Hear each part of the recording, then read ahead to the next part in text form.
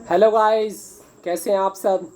मेरा नाम है सैफ़ अली और मैं आपके लिए लेके आया हूँ 2015 और 16 के क्वेश्चन पेपर जो क्लास 6 के हैं, उर्दू सब्जेक्ट के। इससे पहले मैं 4 साल के क्वेश्चन पेपर को कवर कर चुका हूँ। 2017, 18, 19, 20 इन 4 साल को बहुत एनालाइज तरीके से कवर कर चुका हूँ और इन्हें बहुत अच्छे से मैं ऑलरेडी पढ़ा चुका हूँ। अगर आपने मेरी वीडियोस अब तक नहीं देखी हैं तो मैं आपको रिकमेंड करूँगा कि आप जाइए, उसको देखिए ताकि आपको समझ में आए और आप और अच्छे से अपनी उर्दू की तैयारी को अच्छा कर सकें और सही से उर्दू को समझ सकें। आइए आज हम 2015 और 16 के क्वेश्चन पेपर को कवर करते हैं। इस वीडियोस में हम 2 साल के क्वेश्चन पेपर को कवर करेंगे, एक 15-16, एक 14-15 के। तो आइए हम क्वेश्चन पेपर को कवर करना शुरू करते हैं। बच्चा पतंग उड़ाता है, इस जुमले में पतंग क्या है? इस्म है, ज़मीर है, सिफत है या फ़ेल है? तो अब मैंने आपको बताया था इस्म किसे कहते हैं। पिछले वीडियो में कई बार बता चुका हूँ आपको कि इस्म किसे कहते हैं। तो इस्म कहते हैं नाउन को, तो इसमें नाउन होगा कौन सा वो आपको ढूंढना है। इस जुमले में पतंग क्या है? तो पतंग क्या होगा? पतंग एक नाउन है। तो नाउन किसे कहते हैं? नाउन कहते हैं इस्म को। तो ये हमारा करेक्ट आंसर हो जाएगा। आइए अब हम आगे बढ़ते हैं कि वो कल घर गया, इस जुमले में ज़मीर बताइए। यानी बताइए कि इस जुमले में ज़मीर कौन सी है। ये जो सेंटेंस है इसके अंदर ज़मीर क्या है, यानी प्रोनाउन क्या है। तो इसका करेक्ट आंसर होगा वो कल घर गया। तो इस जुमले में वो, इस सेंटेंस में वो करेक्ट आंसर है। आइए अपने तीसरे क्वेश्चन की तरफ बढ़ते हैं। हम लोगों ने आगरा में ताजमहल देखा, इस जुमले में फेल बताइए। यानी इस जुमले में वर्ब क्या है? तो वर्ब किसे कहते हैं? वर्ब उसी को कहते हैं जिसको उर्दू के अंदर हम फेल कहते हैं। तो देखना, किसी काम का करना, किसी काम के होने को ही वर्ब बोलते हैं और उसे उर्दू में हम फेल बोलते हैं। तो इसका करेक्ट आंसर होगा डी। आइए अब आगे बढ़ते हैं। सब्ज का हम माना क्या है? आपने बहुत सुना होगा सब्ज़े गुंबद के बारे में। तो सब्ज़े गुंबद किसे कहते हैं? जो हमारे हुजूर सल्लल्लाहु अलैहि वसल्लम का गुंबद है उसे सब्ज़ गुंबद कहते हैं। जो मदीना शरीफ में हरे कलर का, उसे सब्ज़ गुंबद कहते हैं। सब्ज़ गुंबद का मतलब जो हरा गुंबद है उसे सब्ज़ गुंबद कहते हैं।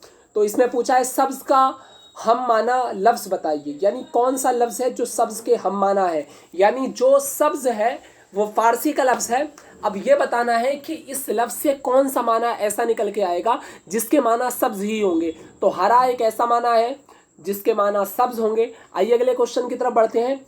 इसमें ख़ास बताइए, यानी इसमें बताइए कि प्रॉपर नाउन कौन सा है। यानी इसमें प्रॉपर नाउन कौन सा है। मैंने आपको कई बार पहले भी वीडियोस में बता चुका हूँ कि प्रॉपर नाउन को उर्दू में क्या बोलते हैं और कॉमन नाउन को उर्दू में क्या बोलते हैं। कई बार आपको पहले बता चुका हूँ। तो कुर्सी ये कॉमन नाउन है, मेज़ ये भी कॉमन नाउन है, रामायण जो है ये प्रॉपर नाउन है और प्रॉपर नाउन को इसमें ख़ास भी बोलते हैं और इसमें मारफा भी बोलते हैं। तो इसका करेक्ट आंसर होगा ऑप्शन सी। आइए अगले क्वेश्चन की तरफ बढ़ते हैं हम।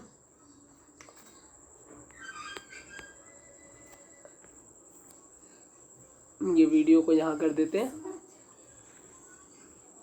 अब ठीक है। गज़ल के आखिरी शेर को क्या कहते हैं? मैंने आपको पिछली वीडियो में, जो इससे पीछे वाली वीडियो थी, उसमें आपको बताया था कि गज़ल के आखिरी शेर को, यानी जिसमें मैंने 2015-16 के क्वेश्चन पेपर को कवर किया। इसका 6 क्वेश्चन ये है, गज़ल के आखिरी शेर को क्या कहते हैं। तो मैंने आपको पिछली वीडियो में बताया था कि गज़ल के पहले शेर, उसमें पूछा था गज़ल के पहले शेर को क्या कहते हैं। इस वीडियो में पूछ रहे हैं गज़ल के आखिरी शेर को क्या कहते हैं। तो मैंने उसमें आपको बताया था लास्ट वीडियो में कि मतला और मक्ता किसे कहते हैं। तो अगर आप सिर्फ इस पर गौर कर लेंगे कि मक्ता और मतला किसे कहते हैं तो आपको खुद एनालाइज हो जाएगा, पता चल जाएगा कि मतला क्या है और मक्ता क्या है। ठीक है। तो गज़ल के आखिरी शेर को क्या कहते हैं, इसमें आखिरी शेर पूछ रहा है। तो गज़ल के आखिरी शेर को क्या कहते हैं? तो गज़ल के आखिरी शेर को कहते हैं मक्ता। यानी इसका ऑप्शन डी जो है वो बिल्कुल करेक्ट आंसर हो जाएगा। ठीक है, कौन सा? Option D. आइए अपने अगले क्वेश्चन की तरफ बढ़ते हैं। शरीफ की जमा बताइए। यानी बताइए कि शरीफ की जमा क्या है। अशराफ, शुरफा, शरीफे, इनमें से कोई नहीं। तो मैंने आपको पहले ही बताया था कि ज़्यादातर ऐसा ही होता है, यानी 95% ऐसा होता है कि जिसमें एक आ जाता है कि इनमें से कोई नहीं, तो वो आंसर होता ही नहीं है। तो इसे तो काट दीजिए आप। शरीफे ये हो ही नहीं सकता, इसे भी काट दीजिए। बचा क्या? अशराफ और शुरफा। तो ये अशराफ इसका करेक्ट आंसर हो जाएगा, शुरफा इसका करेक्ट आंसर हो जाएगा। अशराफ ये इसकी जमा नहीं है। आप इसे गैस कर सकते हैं, समझ सकते हैं। अगर आप थोड़ा भी इसमें अपना माइंड यूज़ करेंगे तो ये बहुत आसान होता है, इसका समझना बहुत आसान होता है। उर्दू बहुत ज़्यादा मादरी ज़बान है, इस वजह से काफ़ी इसको समझना आसान होता है। आइए हम अपने अगले क्वेश्चन की तरफ बढ़ते हैं। लुगत में कौन सा लफ्ज़ पहले आएगा? यानी जो डिक्शनरी होती है, अगर आप डिक्शनरी पढ़ते हैं या आपने कभी पढ़ी होगी, डिक्शनरी के अंदर किसी वर्ड का मीनिंग देखा होगा, तो इनमें से सबसे पहले कौन सा आएगा? तो इसमें आएगा सबसे पहले हकीम। क्यों आएगा? इसकी वजह यह है कि हकीम जो है वो इसमें सबसे पहले इसलिए आएगा क्योंकि ये इसमें फ़ाइल भी नहीं है और इसमें और भी जो कैटेगरी है वो सब नहीं है, बल्कि ये एक नॉर्मल वर्ड है हकीम, इसलिए सबसे पहले आएगा। आइए अब देखते हैं। आलिम का मुतज़ाद बताइए, यानी इसका अपोजिट बताइए, ये उसका उल्टा बताइए। इसका उल्टा क्या होगा? इसका उल्टा गाफिल होगा। गाफिल कहते हैं गफलत करने वाले को, ठीक है? तो गाफिल नहीं हो सकता, यानी इसको हम काट देते हैं, इसका गाफिल नहीं हो सकता। जब इसका गाफिल नहीं होगा तो आकिल, आकिल कहते हैं समझदार आदमी को। जो पढ़ा लिखा होगा वह समझदार क्यों होगा? जो पढ़ा लिखा होगा वह समझदार होगा ही क्यों? आइए, और मैंने आपको इससे पहले ही बताया कि इनमें से कोई नहीं, ये ज़्यादातर होता ही नहीं है, कई रेयर केस में कभी ऐसा हो गया, वरना इसे आप बिल्कुल आंख बंद करके काट सकते हैं। इनमें से कोई नहीं, इस ऑप्शन को आप आंख बंद करके हमेशा काट सकते हैं। और बचा हमारा जाहिल। तो जाहिल इसका करेक्ट आंसर हो जाएगा। आपने देखा होगा कि जब कोई उल्टी सुल्टी बातें करता है तो लोग उसे क्या बोलते हैं? ये कितना बड़ा जाहिल आदमी है, इसको पढ़ना लिखना नहीं आता। यानी जो पढ़ा लिखा हुआ नहीं होगा उसे क्या बोलेंगे? जाहिल। जो उल्टे सुल्टे काम करेगा उसे क्या बोलेंगे हम? जाहिल। आइए अपने अगले क्वेश्चन की तरफ बढ़ते हैं। तस्वीर बनाने वाले को क्या कहते हैं? तस्वीर बनाने वाले को क्या कहते हैं? उसको मुसव्विर कहेंगे, मुसन्निफ कहेंगे, मुफक्किर कहेंगे, संग तराश कहेंगे। तो आइए हम सबके माना देखते हैं, क्योंकि हो सकता है आने वाले साल के अंदर, आने वाले क्वेश्चन पेपर के अंदर हमसे कोई ऐसा सवाल कर लिया जाए जिसका ताल्लुक इसी ऑप्शन से हो। संग तराश किसे कहते हैं? संग कहते हैं पत्थर को, तराश कहते हैं काटने वाले को। यानी संग को काटने वाला, पत्थर को काटने वाला, उसे हम संग तराश कहते हैं। तो ये ऑप्शन नहीं है क्योंकि यहाँ तस्वीर की बात चल रही है। मुसन्निफ किसे कहते हैं? जो ऑप्शन बी है, मुसन्निफ किसे कहते हैं?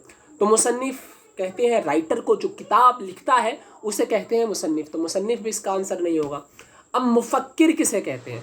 मुफक्किर कहते हैं उसे जो फिक्र करता है, जो सोचता है, जो हिकमत की बातें करता है, सोच समझ कर बातें करता है। यहाँ बात चल रही है तस्वीर की। तस्वीर से फिक्र का कोई ताल्लुक़ नहीं है, हिकमत का कोई ताल्लुक़ नहीं है। जब उससे उसका कोई ताल्लुक़ नहीं होगा तो जाहिर सी बात है इसका आंसर मुफक्किर नहीं होगा, बल्कि इसका आंसर होगा मुसव्विर। जब तीनों कट गए तो लास्ट हमारा ऑप्शन बचा है मुसव्विर, तो मुसव्विर इसका करेक्ट आंसर होगा। आइए अब हम अपने अगले साल के क्वेश्चन पेपर की तरफ पढ़ते हैं, 2014 और 15 के क्वेश्चन पेपर की तरफ। यहाँ से शुरू होता है हमारा 2014 और 15 का क्वेश्चन पेपर। ये क्लास 6 के क्वेश्चन पेपर है। आपको इन्हें एनालाइज करना होगा, इन्हें सही से पढ़ना होगा, समझना होगा, तब जाके आपको पता चलेगा कि हम कैसे एएमयू में रह सकते हैं। और एएमयू पढ़ने के लिए आपको, क्योंकि उर्दू की और भी किताबें चलेंगी, और भी आपको पढ़ना होगा। सिर्फ ऐसा नहीं कि आपको इंट्रेंस क्वालिफाई कर लेना है और इंट्रेंस क्वालिफाई करने के बाद उसमें कुछ नहीं पढ़ना है। आपको हर साल अपनी क्लास को इम्प्रूव करना है, आगे जाना है। अगर आप 6 में जाएंगे तो आपको 7th 8th में जाना है। आपको हर क्लास में उर्दू की किताबें दी जाती हैं। फिर आप उर्दू को कैसे पढ़ेंगे? तो ज़रूरी है आप थोड़ी सी मेहनत करें। बस आप हमारा थोड़ा सा साथ दीजिए, हमारी जिम्मेदारी है, हम आपको बिल्कुल एनालाइज कर देंगे। आप कभी आपको कोई भी उठा के नींद से भी पूछेगा इस माने का, इस लफ्ज़ का क्या माना है, इसका क्या मीनिंग होगा, तो सैफ इस बात की गारंटी देता है कि आप जो है सैफ का पढ़ाया हुआ कभी नहीं भूल सकते। हाँ, बशर्ते इतना ज़रूर है कि आप उसको थोड़ा सा समझने की कोशिश करें, थोड़ी सी उसके ऊपर मेहनत करें, तो इंशाल्लाह रब की ज़ात से उम्मीद है कि आप उसे भूल नहीं सकते। आइए अब हम 2014 और 15 के पहले क्वेश्चन की तरफ बढ़ते हैं, जो उर्दू का है। मशहूर शायर मिजाज का पूरा नाम बताइए, यानी उनका पूरा नाम क्या है। तो मैंने इससे पहले वाली वीडियो जो थी उसमें डिस्कस किया है, उनकी एक शायर, उनकी एक जो है वो नज़्म के बारे में पूछा गया था, तो उसमें उनका पूरा नाम भी बताया गया था। तो अगर आप जो है उस पर तवज्जो करेंगे तो आपको पता चल जाएगा किसका नाम है मिजाज। आइए हम इसे पढ़ते हैं। इसरारुल हक का नाम है तो नहीं है। इजहारुल हक का है, उनका भी नहीं है। अबरारुल हक शिमास का है, उनका भी नहीं है। बल्कि करेक्ट आंसर है ऑप्शन डी, यानी ऑप्शन डी एक ऐसा आंसर है जो बिल्कुल करेक्ट है और यही इस क्वेश्चन का आंसर है। आइए अपने अगले क्वेश्चन की तरफ बढ़ते हैं। हमारा मुल्क किस तहजीब का नमूना है। हमारे मुल्क को किस तहजीब का नमूना बताया जाता है, हमारे मुल्क को किस तहजीब के नाम से याद किया जाता है। तो ये बहुत ज़्यादा फेमस क्वेश्चन है और हिस्ट्री के अंदर काफ़ी इसे पढ़ा जाता है, पढ़ाया जाता है, और जो फॉरेन कंट्री के लोग हैं वो हमें इसी नाम से ज़्यादातर पहचानते हैं, इसी तहजीब, इसी कल्चर की बुनियाद पर पहचानते हैं। उसे कहते हैं गंगा जमनी तहजीब। गंगा जमनी तहजीब होने की बिना पे हमारे देश को पहचाना जाता है, हमारे कल्चर को, हमारे समाज को पहचाना जाता है। तो इसका करेक्ट आंसर होगा ऑप्शन ए, यानी गंगा जमनी। ठीक है, अब अपने अगले क्वेश्चन की तरफ बढ़ते हैं। फेल बताइए, यानी इसमें वर्ब बताइए, वर्ब कौन सा है वो बताना है। ऑप्शन है घराना, फसाना, बनाना, निशाना। बताइए इसमें से कौन सा होगा। फेल यानी वर्ब क्रिया कौन सा हो सकता है। घराना नहीं हो सकता, फसाना ये भी नहीं हो सकता, निशाना ये भी नहीं हो सकता। जब ये तीनों नहीं हो सकते, नहीं हो सकते, नहीं हो सकते, तो हमारा ऑप्शन सिर्फ एक होगा, उसे कहेंगे बनाना। ठीक है, आइए आगे बढ़ते हैं। इसकी खूबी बताने वाले, इस्म की खूबी बताने वाले लफ्ज़ को क्या कहते हैं। यानी जो इस्म है यानी नाउन है, उसकी खूबी बताने वाले को क्या कहते हैं। तो उसे एडजेक्टिव कहते हैं, और एडजेक्टिव उर्दू में क्या कहते हैं, तो उसे कहते हैं हम सिफत। यानी ऑप्शन ए इसका करेक्ट आंसर है। आइए अपने अगले क्वेश्चन की तरफ बढ़ते हैं। शफ़ाफ के माना बताइए, यानी बताइए शफ़ाफ के क्या माना है।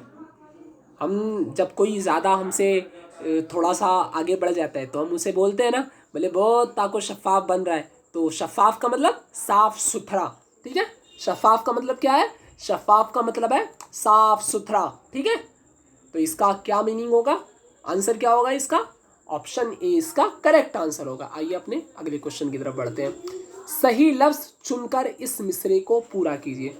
मैंने आपको पहले भी वीडियोस में बताया है, ये जो अल्लामा इकबाल साहब का तराना हिंदी है, सारे जहां से अच्छा हिंदुस्तान हमारा, आप इसे देख लें, इसे देख लें। मैं आपको बार बार कह रहा हूँ, इसे आप सही से देख लें, सही से इसका एक्सप्लेन इसे कर लें, समझ लें इसे सही से, ताकि आपको आगे कोई भी दिक्कत ना आए, कोई भी परेशानी ना आए। यह हर साल क्वेश्चन में पूछा जाता है।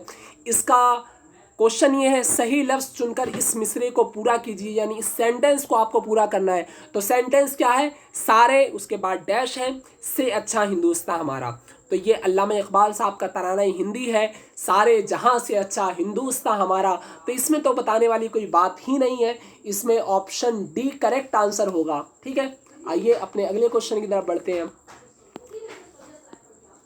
इस जुमले में इस्म कितने हैं और नाजिमा दोनों हिंदुस्तान की मशहूर इमारत ताजमहल देखने आगरा गए।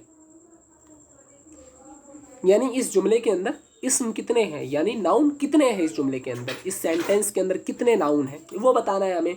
तो आमिर और नाजिमा दोनों हिंदुस्तान की मशहूर इमारत ताजमहल देखने गए।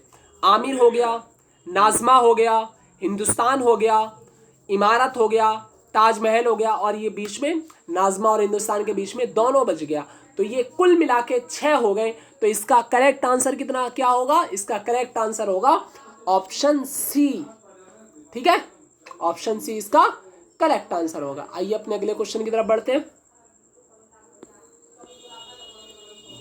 मुंदरिजा जेल में से कौन सा बयान दुरुस्त नहीं है, यानी कौन सी बात दुरुस्त नहीं है। मुंदरिजा जेल का क्या मतलब होता है, मुंदरिजा जेल का मतलब यह होता है कि जो नीचे लिखा हुआ है उसमें से कौन सी बात सही नहीं है, कौन सी बात दुरुस्त नहीं है, कौन सी बात करेक्ट नहीं है।